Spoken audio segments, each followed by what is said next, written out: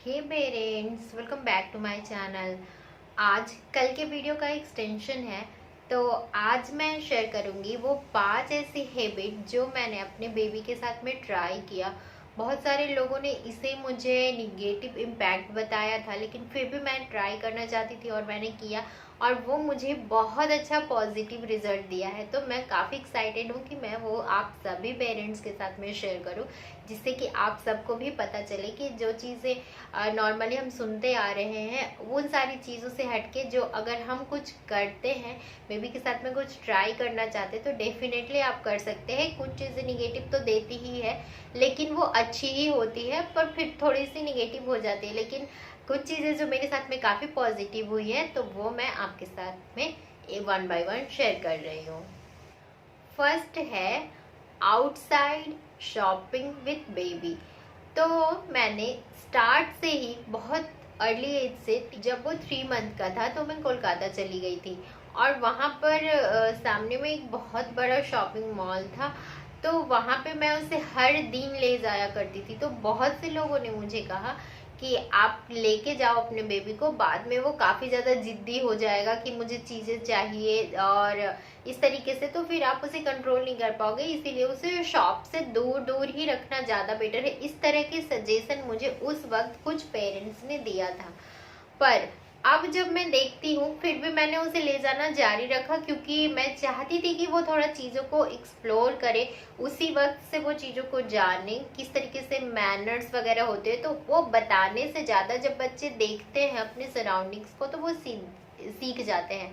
तो यही सोच करके मैंने वो उसे ले जाना स्टार्ट किया। और आज जब मैं देखती हूँ, तो आप देखते होंगे कि काफ़ी सारे बच्चे के साथ में शॉपिंग करना एक हॉरिबल एक्सपीरियंस होता है।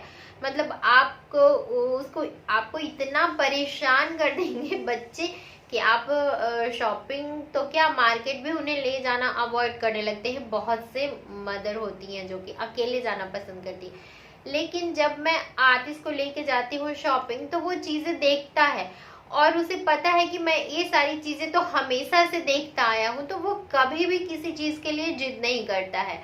लेकिन हाँ, मैं बेबी के जैसे ही उसके साथ में शॉपिंग करती हूँ कि मैं एक जगह पे बहुत देर ना रुकूं, जिसकी वजह से वो बोर ना हो। तो इस चीज़ का मैं थोड़ा ख्याल रखती हूँ। लेकिन मार्केट में शॉपिंग करते वक्त उसने मुझे कभी भी परेशान नहीं किया। और मुझे ऐसा लगता है कभी मैं टॉय शॉप में भी चली जाऊँ डर के कि कहीं ये किसी चीज़ के लिए जिद ना करे, तो वो क्योंकि हमेशा से उन टॉयज को देखता ही आया है, तो वो किसी भी चीज के लिए उतना जिद नहीं करता। और ये मेरे लिए एक बहुत ही पॉजिटिव इम्पैक्ट है, बहुत ही पॉजिटिव चीज है, जिससे कि मैं उसे लेकर के तो कहीं पे भी अब ट्रैवल करती हूँ। अकेले भी जाना मैं काफी कंफर्टेबल हूँ। हर शॉपिंग मॉल में घूम चुकी हूँ, हर मार्केट एक्सप्लोर करती हूँ उसको लेकर के, और कभी भी मैं परेशान नहीं होती। सेकंड है बैठकर खाने की आदत। तो बैठकर खाना खाने की आदत मैंने उसे बहुत अर्ली एज से दिया है। जब वो 6 मंथ का ही था, तो मैंने फीडिंग चेयर पे ही बिठा करके उसे जो भी प्योरीज वगैरह आती है, तो मैंने उसे उस वक्त से देना स्टार्ट किया। तो जैसे बहुत से लोगों ने बोला कि नहीं, बच्चे जब खेल कूद कर खा लेते हैं तो वो पेट भर के खा लेते हैं, और ऐसे नहीं। फिर भी मैंने वो सारी बातें नहीं सुनी और फिर मैं उसे फीडिंग चेयर पे ही बैठ करके जितना वो लेता था उस तरीके से मैंने उसे इंगेज करके खिलाना स्टार्ट किया। आज का टाइम ऐसा है कि अगर वो 1 घंटे से 1.5 घंटे भी खाता है, तो वो बैठ के ही आराम से खाता है। मुझे उसके पीछे दौड़ने भागने की इस तरीके से जरूरत नहीं पड़ती, और वो बहुत ही आसानी से आराम से खुद ब खुद, अब तो वो अपना चेयर खुद ही लाता है जब भी उसे खाना खाना होता है, और बोलता है कि मम्मा मुझे भूख लगी है तो फिर मैं खा लूंगा। कहीं हम लोग बाहर पे भी जाते हैं, तो वो चेयर का इस तरीके से एडिक्शन नहीं हुआ है कि हाँ चेयर पे ही बैठकर, उसे आप कहीं पे भी बिठा दीजिए और फिर कुछ इंगेजमेंट की चीजें दे दीजिए, तो वो आराम से बैठ करके वहां पे खाना खाने में कंफर्टेबल है। थर्ड है वेजिटेबल ईटिंग की आदत। वेजिटेबल्स ईटिंग की आदत मैंने उसे बहुत पहले से दी है, क्योंकि मैंने बहुत से पेरेंट्स का ये बात सुना था कि उनके बच्चे नहीं खाना चाहते हैं वेजिटेबल्स। और देखा भी है मैंने बहुत से बच्चों को कि आप उन्हें अगर आप दाल में भी मिक्स करके या खिचड़ी में भी मिक्स करके दे देंगे, थोड़े बड़े हो जाते हैं बच्चे तो वो पहचान जाते हैं और फिर वो नहीं खाते। तो मैंने काफ़ी अर्ली एज से हर तरह की वेजिटेबल्स, जैसे जो कड़वे कुछ होते हैं या जो बेबी के लिए हार्म कर सकते हैं, जो थोड़े से हार्श होते हैं, तो उस तरह की वेजिटेबल्स को छोड़ करके मैंने हर वेजिटेबल्स को उसे दिया है। बिल्कुल दाल में, खिचड़ी में, ऐसे ही वेजिटेबल्स जैसे जो मटर वगैरह की आती हैं दालें, वो उसे, या फिर जो मतलब जिस तरीके के वेजिटेबल्स को भी मैं उसे देना चाहती हूँ तो वो आराम से उसे खा लेता है, क्योंकि टेस्ट उसे बचपन से ही पता है, तो वो किसी तरीके से रेसिस्ट नहीं करता और वो खाता है। 4 है आउटसाइड गेमिंग की आदत। तो ये जो आउटसाइड प्लेइंग की आदत कुछ हद तक निगेटिव तो है, लेकिन बहुत ज़्यादा हद तक मेरे लिए पॉजिटिव काम किया है। क्योंकि आतिश को इस तरीके की आदत है कि मैंने उसे स्टेप बाय स्टेप हर चीज़ को सिखाया। जैसे कि मैं बात करती हूँ राइडिंग की, तो साइकिलिंग की आदत मैंने उसे बहुत अर्ली एज से ही दिया है। जैसे जब वो बहुत छोटा था तो एकदम छोटा सा ट्राई साइकिल, वो जब सीख लिया काफ़ी अच्छे से तो फिर एक दूसरा, फिर जब वो सीख लिया तो अब उसे बाईसाइकिल। तो जैसे कि मैं एक बार आतिश को लेकर के बहुत रोड पे भाग दौड़ करके, मतलब काफ़ी मेहनत करना पड़ता है। आपको पता है कि एक बच्चे को इस तरीके से तैयार करने के लिए काफ़ी मेहनत करना पड़ता है। एक बार का इंसिडेंस मैं बताती हूँ जिससे आप रिलेट कर पाएंगे कि आतिश उस वक्त काफ़ी छोटा था, तो वो ट्राई साइकिल जो है, सेकेंड ट्राई साइकिल, वो रोड पे ही चलाता था। तो एक पेरेंट्स जो है उनके थोड़ा सा बड़ा था बेबी उनका, और उन्होंने बाईसाइकिल उसे दिया होगा फर्स्ट टाइम पे। तो अगर आप उसे पहले से वो जानता नहीं है चलाना या फिर कुछ भी हो, तो ये हर चीज़ के लिए काम करती है। मैं बस एक एग्जांपल दे रही हूँ साइकिल का।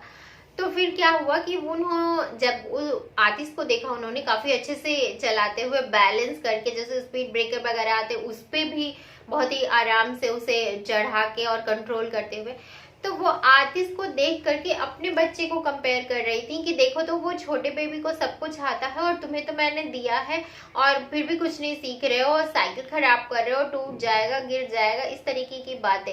तो जो देखने वाले लोग होते हैं वो सिर्फ फ्रंट को देखते हैं, पर बैक स्टेज उसके पीछे कितनी मेहनत की गई है, किस तरह से की गई है, उस चीज़ों को वो इग्नोर कर देते हैं। तो ऐसा बिल्कुल भी नहीं है कि कोई भी बच्चा इतना ज़्यादा पहले से ही नॉलेजेबल हो या पहले से ही उसमें जन्मजात इस तरीके की चीज़ें होती है कि वो अच्छा कर गया और दूसरा बेबी नहीं किया। उसके पीछे काफ़ी मेहनत करनी पड़ती है, और मैंने उसे देखा है। जैसे कि क्रिकेट वगैरह खेलना जब वो बचपन से सीखता था, तो मैं खुद उसके साथ रोड पे खेलती थी, चाहे कोई बच्चे खेले या ना खेले, फील्ड होता है वहां पे खेलती थी। मैं उसे बहुत अर्ली एज में, जैसे कि 2 साल के अंदर से ही मैंने उसे क्रिकेट एकेडमी में डाल दिया था। तो बहुत सारे लोग बहुत अजीब अजीब तरीके की बातें भी करते थे, लेकिन मैंने सुना नहीं किसी की भी बात, क्योंकि मैंने सीधा लर्निंग पे फोकस करना चाहा कि अगर मैं उसे पसंद है तो फिर ठीक है, वो करेगा, जितने दिन चाहे वो करेगा। क्योंकि मुझे ये बात बहुत अच्छे से पता है कि कुछ साल तक, जैसे 10 साल तक बच्चे होते हैं, उन्हें हर चीज़ को ट्राई करना बहुत ज़रूरी है, जिससे कि वो खुद पता कर सके कि उनका इंटरेस्ट किस फील्ड में जाता है, और उसके बाद वो उस फील्ड में अपना चाहे तो काफ़ी आगे तक जा सकते हैं। तो जब तक वो चीज़ें ट्राई नहीं करेंगे तो उन्हें पता नहीं चलेगा।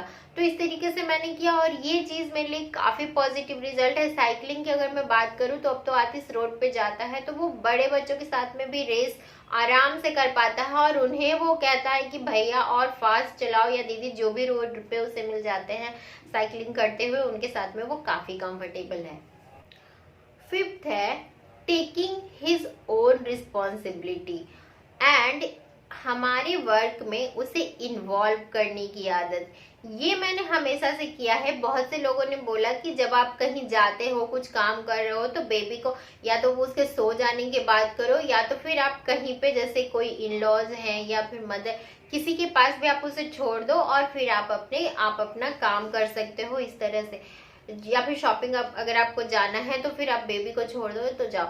लेकिन मैंने ऐसा कभी नहीं किया है। मैं आपको एक इंसिडेंस बताती हूँ कि कोरोना के टाइम पे हम लोग की थोड़ी सी नहीं बहुत ज़्यादा प्रॉब्लम हो गई थी, तो हमें गांव जाना पड़ा था। फिर गांव से हमें रूम ढूंढने के लिए यहाँ सिटी में आना था।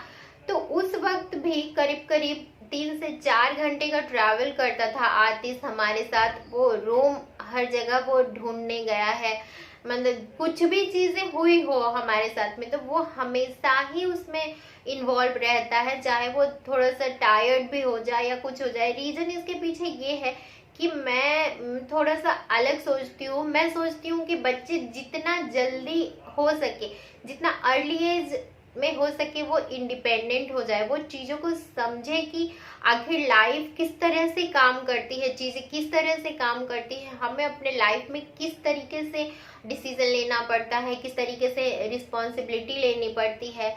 जैसे कि जब मैं शॉपिंग वगैरह जाती हूँ तो आतिश को मैं मनी पे करने का जिम्मेदारी ज़्यादातर मैं उसे ही देती हूँ। अगर जब शॉपकीपर मनी रिटर्न करते हैं तो वो भी मैं उसे ही पकड़ने के लिए कहती हूँ। इनफैक्ट अब तो थोड़ा वो 3 साल, मतलब अब तो वो 4 साल को हिट करने वाला है। तो अब उससे बहुत पहले से ही मैं क्या करती थी कि जैसे चॉकलेट्स वगैरह या बिस्किट्स वगैरह लेने होते थे तो मैं शॉप में जाती भी थी तो मैं उसे पैसे दे करके और साइड में रुकती थी और मैं उसे बोलती थी कि जाओ तुम अपना चॉकलेट खुद ले सकते हो, जाओ अंकल को ऐसे बोलना। और वो करता भी है, काफी अच्छे से कर लेता है, तो उसे रिस्पॉन्सिबल भी वो धीरे धीरे काफी अच्छे से बन रहा है। और एक बात मैं बताना चाहती हूँ कि एक बार जब हमें कहीं पे लोन वगैरह पेमेंट करना था तो वो काफी बड़ा अमाउंट था, फिर भी उस अमाउंट को आतिश हमारे साथ में ही था तो आतिश को ही हमने दिया कि लो तुम ही इसे पे करो, और वो काफी बड़ा अमाउंट को उसने खुद ही पे किया। तो इस तरीके की रिस्पॉन्सिबिलिटी मैं देना चाहती हूँ क्योंकि मैंने सीखा है, जब सदगुरु बताते हैं कि अगर आपको बच्चे को बनाना है रिस्पॉन्सिबल तो 10 साल तक उसके पीछे आप ऐसे काम करो कि उसके बाद में उसके साथ में आपको कुछ भी काम करने की जरूरत ना हो। उसे घर की जिम्मेदारियां भी लेने दो, ठीक है वो गलती करेगा या नहीं करेगा, तो अगर वो अभी से ही डिसीजन लेना नहीं सीखेगा तो बाद में कैसे हम एक्सपेक्ट करते हैं कि बच्चे अपनी लाइफ के बड़े बड़े डिसीजन खुद से ले लें। और हम पेरेंट्स का ये अधिकार बिल्कुल ही नहीं है कि उनकी लाइफ की हर डिसीजन को हम ले सके। तो इसीलिए उसे डिसीजन मेकिंग सिखाना बहुत ज़्यादा ज़रूरी है, रिस्पॉन्सिबिलिटी सिखाना बहुत ज़्यादा ज़रूरी है। और ये सारी चीज़ें हमारे डे टू डे वर्क के जो डिसीजंस होते हैं, डे टू डे वर्क के जो रिस्पॉन्सिबिलिटीज होते हैं, उसी से ही वो इन्वॉल्व हो करके और वो आसानी से सीख रहा। और मेरे लिए ये सब बहुत अच्छा पॉजिटिव वे में काम कर रहा है। अब तक सब कुछ बहुत अच्छा चल रहा है और मैं उम्मीद करती हूँ कि आगे भी अच्छा ही चलेगा। और पेरेंट्स, मैं सोच रही हूँ कि मैंने जो कुछ भी शेयर किया है उससे आपको भी थोड़ी बहुत बेनिफिट तो ज़रूर मिलेगी। और अगर आपको मेरा वीडियो पसंद आया है तो मेरे वीडियो को एक थम्स अप जरूर दें। और अगर मेरा चैनल आपको पसंद आता है, इंफॉर्मेटिव लगता है, कुछ काम की चीज़ें होती है, तो मेरे चैनल को सब्सक्राइब जरूर कीजिए। Thank you so much for watching.